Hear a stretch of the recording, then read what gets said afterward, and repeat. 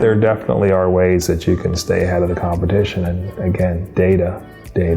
There are several ways we've approached this, and different scenarios require different approaches. The first entry point for that discussion is understanding what drives profitability for that organization. And in driving profitability for an organization, I always break them down into what drives revenue and what part of the cost structure is fixed versus variable when you get $1 of revenue. And then understanding how much revenue do I have to drive to cover the fixed component, understanding the variable component. And so when I advise a company, that's first and foremost, is do I understand their fixed versus variable? Do I understand how much revenue they need to drive to cover their fixed? Now we can have any conversation about cost in the context of that paradigm. And sometimes that labor component is variable, or a portion of that labor component is variable.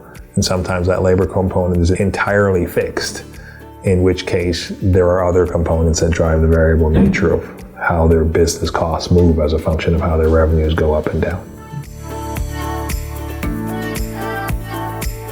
A lot of times operators get lucky. There's just a very margin-rich business, and so they start to convince themselves that they actually are great at pricing and great at margins, and they can just give up margin and get the sale. And the problem is depending on the barriers to entry in that marketplace, as competition comes in, first thing that they're all going to do is chip away at that margin. So if you don't have a better strategy other than price, you better hope it's a high barrier to enter industry, because eventually people will go where the easy money is.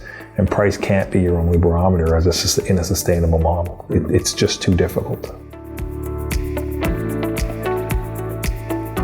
The short answer to that is, and it's one of the things I tell a lot of organizations as it relates to their sales teams or other staff components, is there is a responsibility at a particular level or differing levels in an organization for understanding the labor as a cost component of how your business makes money.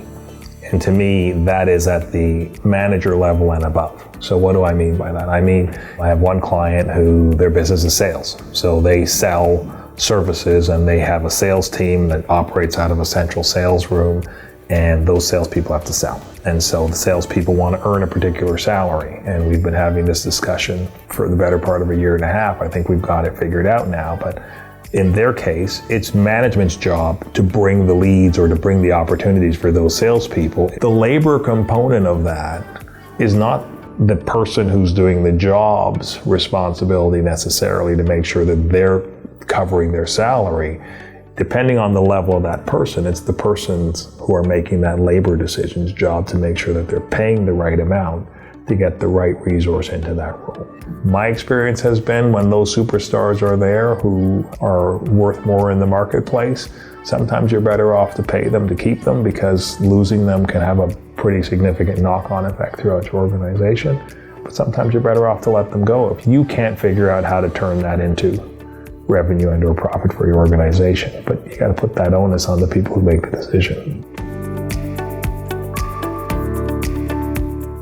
One of the most interesting I can remember was one of my clients was in the retail gas business in a highly competitive marketplace. I remember going into that industry with a client where the entire marketplace was making decisions and just constantly undercutting each other on price, because they just assumed that price was the differentiator.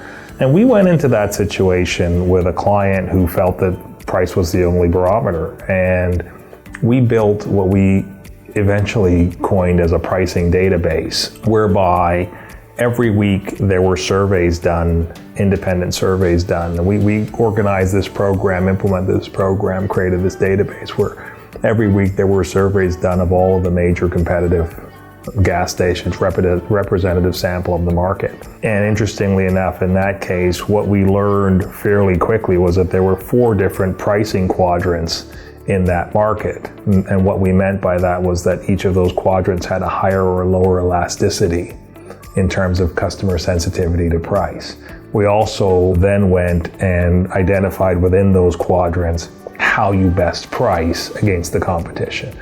And by putting the customer into that mindset. What we actually ended up achieving over a 2-year period was an annual increase in their bottom line of $2 million by changing the pricing conversation from purely price to understanding which markets had greater elasticity, and therefore you had an ability to price in one particular way, and which markets had a greater customer service driver, which had not been contemplated previously in that particular marketplace. That actually customer service did drive some of the customer decision making.